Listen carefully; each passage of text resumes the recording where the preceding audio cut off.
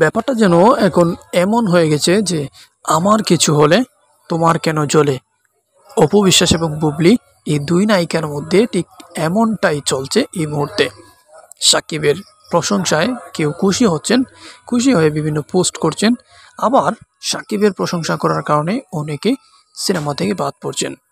একদিকে সাকিবের প্রশংসার কারণে বুবলিকে 2টি সিনেমা থেকে বাদ দিয়েছেন প্রযোজক ইকবাল।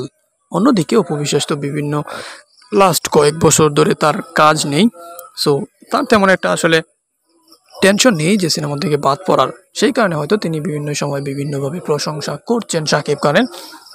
তিনি চাইছেন সাকিবের কাছাকাছি আসতে, সাকিবের ধার ঘেঁষতে।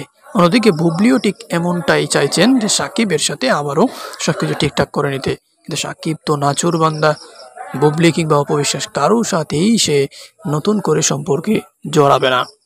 তা সত্ত্বেও, সেটা জানা সত্ত্বেও অপবিশ্বাস বলেন কিংবা বুবলি তারা সবসময় সাকিবের প্রশংসা করেই যাচ্ছেন। বুবলি তো এমনও বলছেন যে সাকিবের সাথে আমার দূরত্ব থাকলেও সাকিব কিন্তু আমার সন্তানের বাবা। সো আমার স্বামীকে নিয়ে কেউ কটাক্ষ করে কথা বলবে, আমি এটা সহ্য করব না। কেউ যদি বলে তাহলে আমি তার সাথে দূরত্ব বজায় রাখবো। বুবলি এই মুহূর্তে করছেনও সেটাই, তিনি দূরত্ব রেখেছেন তাদের সাথে।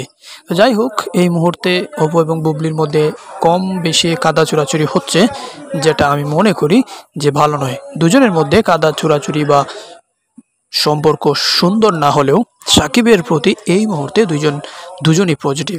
একটা সময় তারা নেগেটিভিটি চড়ালেও এই মুহূর্তে সাকিবকে প্রশংসায় ভাসাচ্ছেন অপু বিশ্বাস এবং বুবলি। আর তাদের সেই প্রশংসার কারণ হচ্ছে সাকিব তাদের বাবা। সো আমি মনে করি যে এই জিনিসটা আসলে ভালোই। শুধু অপু বুবলি নয়, এই মুহূর্তে চলচ্চিত্র বলেন, নাটক বলেন, ছোট পর্দা বড় পর্দা সব জায়গায় কিন্তু সাকিবের প্রশংসা আর প্রশংসা। আর তার একমাত্র কারণ হচ্ছে ভালো সিনেমা।